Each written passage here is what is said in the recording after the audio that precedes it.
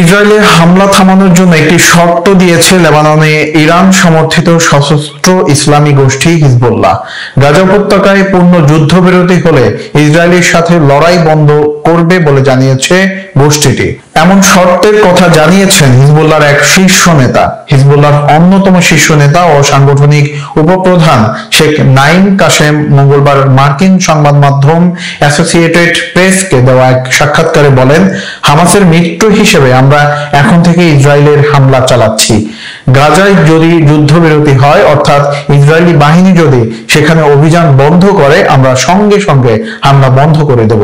আমাদের আর কোনো শর্ত নেই। তবে ইসরায়েলের আনুষ্ঠানিক যুদ্ধবিরতি চুক্তি এবং গাজা থেকে সম্পূর্ণ সেনা প্রত্যাহার না করলে লেবানন ইসরায়েল সীমান্ত সংঘাত কেমন হবে তা তিনি স্পষ্ট করে জানাননি।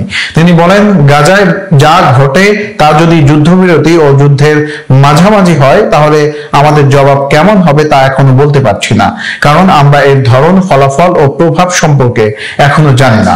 গত বছরের 7 অক্টোবর সীমান্ত পেরিয়ে ইসরায়েলি ভূখণ্ডে অতর্কিত হামলা চালায় হামাস।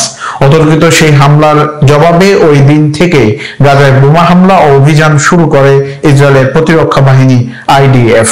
সেই অভিযানে এ পর্যন্ত নিহত হয়েছে 37,900 ফিলিস্তিনি। তবে সম্প্রতি গাজায় ইসরায়েলি বাহিনীর অভিযানের তেজ খানিকটা কমে আসছে। পাশাপাশি পুরোপুরি যুদ্ধবিরতির ঘোষণা না দিলেও গাজায় খাদ্য ও ত্রাণ সামগ্রী সরবরাহ অব্যাহত রাখতে প্রতিদিন 11 ঘন্টা অভিযান বন্ধ রাখার পদক্ষেপ নিয়েছে IDF। সম্প্রতি ইসরায়েলের বিভিন্ন কারাগারে বন্দী কয়েকজন ফিলিস্তিনিকে মুক্তিও দেওয়া হয়েছে।